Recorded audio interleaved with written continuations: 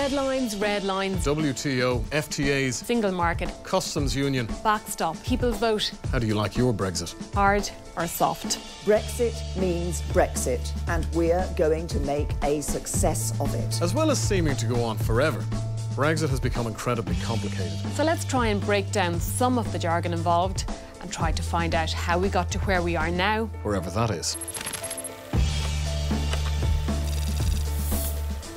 In 2016, the United Kingdom voted to leave the European Union by a margin of 52 to 48%. Let June the 23rd go down in our history as our Independence Day.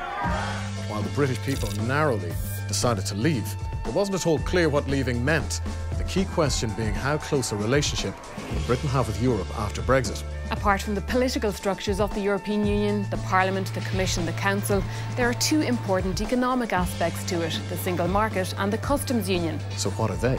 The single market guarantees freedom of movement for goods, money, services and labour within the EU. Standards and rules are agreed, so if you make cheese in Mitchelstown, you can sell it in Madrid. You can invest in a Hungarian bank, you can buy insurance from Malta, and you can live and work in any one of the 28 member states. The EU is also a customs union. So what does that mean?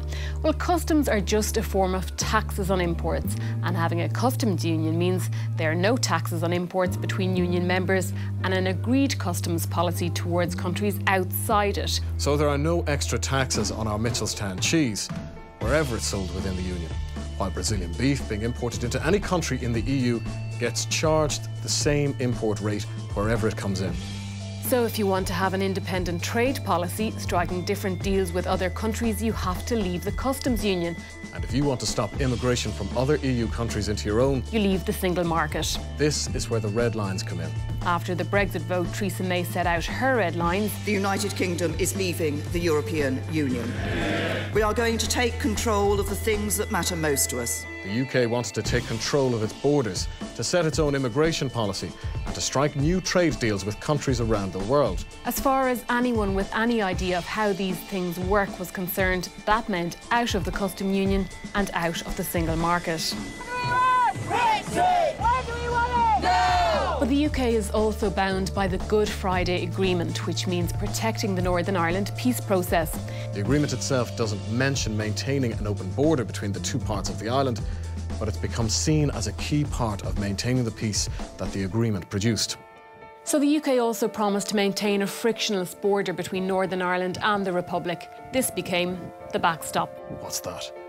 Well, it's a fallback position both sides signed up to, saying in the event of the UK leaving without a deal, we could continue having no border or customs checks and could maintain freedom of movement for people across the island of Ireland.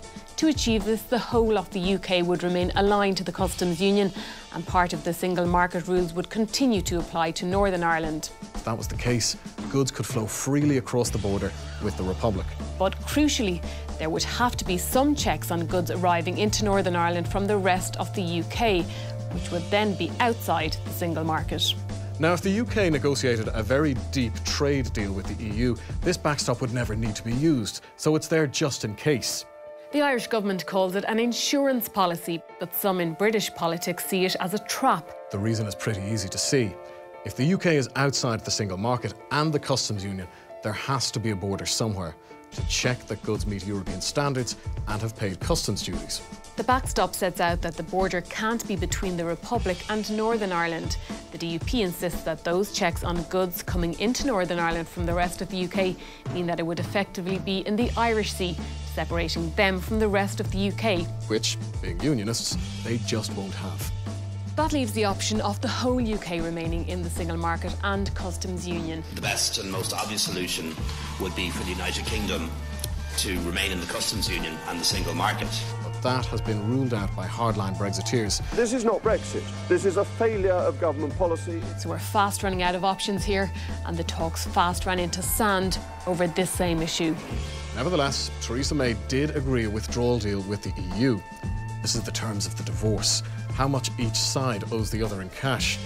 Basically, who gets to keep the car and who gets the house. But to finalise the divorce, she needs the approval of Parliament. 3 times she asked MPs for their support, and 3 times they said no. Which all pretty much brought to an end Theresa May's premiership. I have done everything I can to convince MPs to back that deal. Sadly, I have not been able to do so. So now the UK is getting a new Prime Minister. It will either be Boris Johnson or Jeremy Hunt, and both say that they will renegotiate the withdrawal agreement. This despite the EU saying that a renegotiation is not on the table. Brussels is waiting for the UK Parliament to approve the withdrawal deal that it's agreed with the British government. After that, it says, it will be willing to talk about the future relationship. That will set out how everyone will get on with each other once the UK moves out. With a soft Brexit, the UK may remain in the single market and customs union. If not, they'll have to negotiate something else. Other countries already have deals on these type of things. That's why you'll hear things like Norway Plus and Canada Plus Plus, the Turkey option or the Switzerland model. But they took years, even decades, to agree with the EU. And at the end of the day, they came down to compromises. And those compromises are around issues that are, well, red lines. Immigration, borders, trade tariffs, the stuff that the hardline Brexit backers and the Tory party want immediate changes to, not gradual watering down. And that's what a hard Brexit or a crash-out Brexit means. The UK leaves in October without a deal to begin talks on a future relationship. They leave the customs union, they leave the single market, and all at once they're another country outside the EU with no agreements for trade in place. A softer Brexit might better suit the UK economy and the EU, and Ireland especially. But agreeing a deal that suits everybody has been the problem. And look, even if they can agree that, then they've to agree the next thing. And maybe that's the reason a solution hasn't been found to the problem. There just isn't one. With Brexit, it's a long road yet.